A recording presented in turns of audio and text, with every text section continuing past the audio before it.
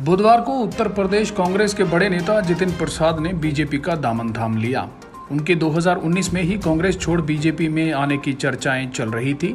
दावा यहां तक किया जाता है कि जितिन प्रसाद बीजेपी में शामिल होने के लिए दिल्ली रवाना हो चुके थे, लेकिन यूपी कांग्रेस की महासचिव प्रियंका गांधी वाड्रा ने उन्हें फोन पर मना लिया और प्रसाद रास्ते से लौट आए। अब कहा जा रहा है कि इस बार जितिन प्रसाद ने 2 दिनों से अपना फोन बंद कर रखा था। बहरहाल जितिन प्रसाद के बीजेपी में आते ही राज्य विधानसभा चुनाव से पहले कांग्रेस को कमजोर करने के बीजेपी के अभियान की शुरुआत हो गई है। जितिन प्रसाद से बीजेपी को मिली मजबूती का अंदाजा इसी बात से लगाया जा सकता है कि वो ब्राह्मणों के बड़े नेता माने जाते हैं और यूपी में ब्राह्मण मतदाताओं की 10% की बड़ी हिस्सेदारी है। जितिन प्रसाद ने बीजेपी मुख्यालय में पार्टी की सदस्यता लेने के बाद कहा कि उन्होंने कांग्रेस को छोड़कर बीजेपी में शामिल होने का फैसला बहुत सोच समझ कर लिया है। उन्होंने कहा कि राष्ट्र के नाम पर कोई राजनीतिक दल है तो वो एकमात्र बीजेपी है। जितिन ने कहा, जिस दल में था मुझे महसूस होने लगा कि हम लोग राजनीति करने लगे हैं। राजनीति माध्यम है, दल भी माध्यम है, लेकिन जब हम लोगों के हितों की रक्षा नहीं कर सकते तो फिर ऐसी राजनीति का क्या महत्व। ये मेरे राजनीतिक जीवन का एक नया अध्याय शुरू हो रहा है।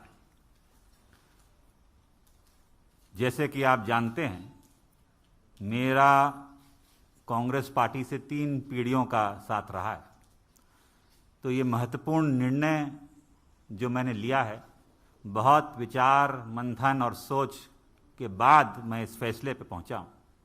उन्होंने कहा, मैं ज्यादा बोलना नहीं चाहता हूं, मेरा काम बोलेगा। मैं बीजेपी कार्यकर्ता के रूप में सबका साथ, सबका विश्वास और एक भारत श्रेष्ठ भारत के लिए काम करूंगा। इससे पहले केंद्रीय मंत्री पीयूष गोयल ने उन्हें भाजपा मुख्यालय में पार्टी की सदस्यता दिलाई। उन्होंने जितिन प्रसाद को उत्तर प्रदेश का बड़ा नेता बताया और कहा, यूपी की राजनीति में प्रसाद की बड़ी भूमिका होने वाली है। गोयल ने उत्तर प्रदेश की जनता के हित में जितिन प्रसाद के किए गए कामों का भी उल्लेख किया और कहा कि उनके आने से यूपी में बीजेपी का हाथ और मजबूत हुआ है। बता दें कि कांग्रेस पार्टी को बड़ा झटका लगने की आशंका आज बीजेपी नेता अनिल बलूनी के एक ट्वीट से लगाई जाने लगी थी। उन्होंने कहा था कि आज एक दिग्गज शख्सियत दोपहर 1 बजे पार्टी में शामिल होगी। उनके इस ट्वीट के साथ कयासों का बाजार गर्म हो गया। कुछ ही घंटों में संभावनाओं के बादल छट गए और जितिन प्रसाद का नाम सामने आ गया। प्रसाद केंद्रीय मंत्री पीयूष गोयल के दिल्ली आवास पहुंचे और वहां थोड़ी देर रुकने के बाद सीधे केंद्रीय गृह मंत्री अमित शाह के घर गए। जितिन प्रसाद ने तय कार्यक्रम के अनुसार बीजेपी मुख्यालय में कमल का दामन थाम लिया। उन्हें केंद्रीय मंत्री पीयूष गोयल ने बीजेपी की सदस्यता दिलाई। बता दें कि पूर्व केंद्रीय मंत्री जितिन प्रसाद उन 23 नेताओं में शामिल थे जिन्होंने कांग्रेस के नेतृत्व में बदलाव और इसे ज्यादा और सजीव बनाने के लिए पत्र लिखा था। यूपी में इसे लेकर कुछ नेताओं ने विरोध भी किया। उन्होंने बीजेपी की सदस्यता लेने के बाद भी कांग्रेस पार्टी पर हमला बोला। उन्होंने कहा कि कांग्रेस की राजनीति लोगों का भला करने की नहीं रही है।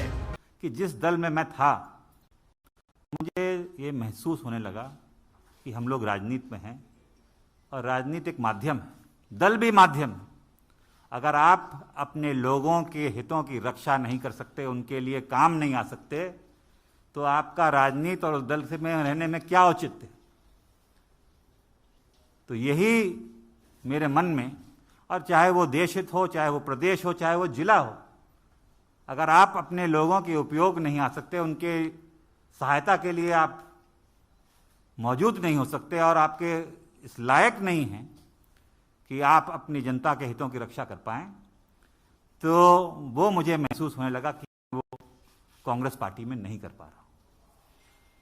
भारतीय जनता पार्टी वो माध्यम बनेगा, वो सशक्त संगठन, देशव्यापी इतना संगठन, इतना मजबूत नेतृत्व जो आज देश को जरूरत है।